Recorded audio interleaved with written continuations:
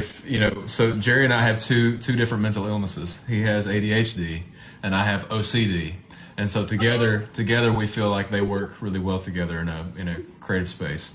And so he'll just kind of jump from one thing to another, and he'll be doing six things at once, whereas I'm trying to perfect one thing to like where it can't get any more crazy, in terms of like being right on.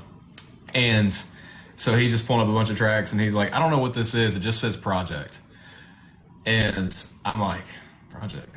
And I just kind of sat there with my wheels turning for a second, and he's like, I'm just going to click on it. I said, we should write a song called Project. And he's like, no, that's just the default name for a file in Logic when you don't name it.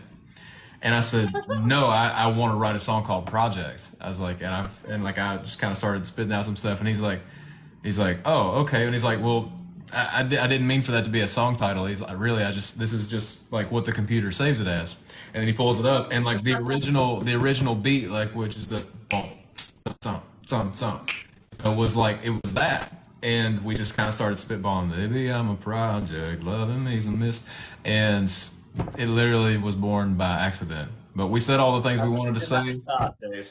Yeah. If you keep going, we might start dancing. But yeah, it was, and that's one of those days where you're like, I was working, like I said, double shifts at the time, trying to make enough money to get by, save up to record a song, and getting such little sleep, and walking in the room, didn't even have a song idea, but we just showed up to work, And I think that's something that I've learned is so true, is like, always show up, always try to write. Even when you don't have something that you want to say that day, it might fall out of the sky, and it might be the best thing to ever happen to you. You just got to leave yourself open to that creative space, and sometimes it will change your life, which has been true for us. So just grateful that everybody's dancing to it. It's been amazing.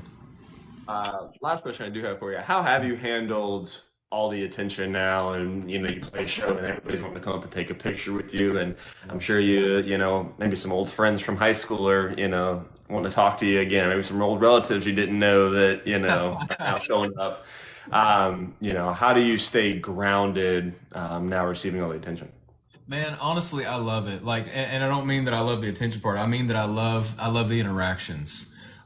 Because what I set out to do, and what isn't fully, you don't see the full spectrum with just the song Project, but you see it, I think, when you listen to some other songs like Daughter, and I have a few unreleased songs that I also wrote with Jerry, like Somebody Like Me, a song called Therapy, is that my whole mission and part of all this is to shine a light on mental health. I lost my father to suicide 10 years ago after he struggled with addiction for 17 years. I've struggled with suicidal thoughts and depression and anxiety since I was 12 years old. And so my whole mission and path in music is to write songs and to make music both that make people dance, get them out of their heads and have a great time, and then also to shine a light on some more of the darker things that we go through. And I think what's great about that is that I'm just trying to do a balancing act on bringing the party to people, and then also providing a space where they can listen to a song when they really want to feel something deeper than that. And so if you come to my shows, you experience both sides of those mountains and valleys.